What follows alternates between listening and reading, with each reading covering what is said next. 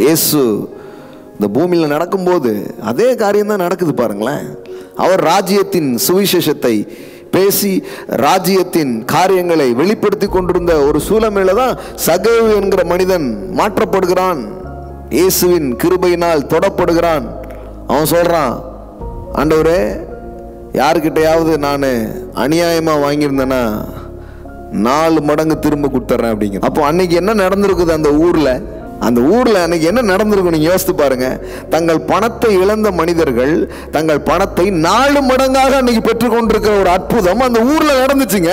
நான் சொல்றேன், எங்கெல்லாம் ராஜ்யம் வருகிறதோ அங்கு அப்படிப்பட்ட அதிசயங்கள் நடக்கிறது, அப்படிப்பட்ட அற்புதங்கள் நடக்கிறது. பட்டணத்தில் என்ன ஆகும்? என்னங்க பைசா கொண்டு திருப்பி கொடுத்துட்டு இருக்காங்க. ஒரு பெரிய அற்புதம் நடக்குது, ஒரு பெரிய அதிசயம் நடக்குது. நான் சொல்றேன், மனிதர்கள் மட்டும் இல்ல, சத்துரு பல்வேறு காரியங்களை பயன்படுத்தி உங்க பொருளாதாரத்தை உங்கள்கிட்ட அவன் திருடி இருக்கலாம்.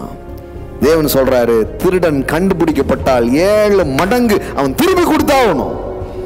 ஒரு 7-fold ரிட்டர்ன். இன்னைக்கு நான் உங்களுக்கு சொல்றேன், இங்க இழந்த பணங்கள் எல்லாம் 7 மடங்காக உங்களுக்கு திரும்ப வருவதாக நான் சொல்லுகிறேன். அதுதான் தேவ நீதிங்க, ராஜ்யத்தின் நீதியை நான் உங்களுக்கு சொல்லுகிறேன்.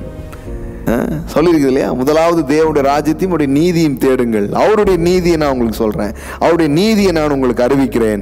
நீங்கள் இழந்திருப்பீர்கள் என்றால் அதை 7 மடங்கு பெறுவதுதான் ராஜ்யத்தின் நீதியாக இருக்கிறது.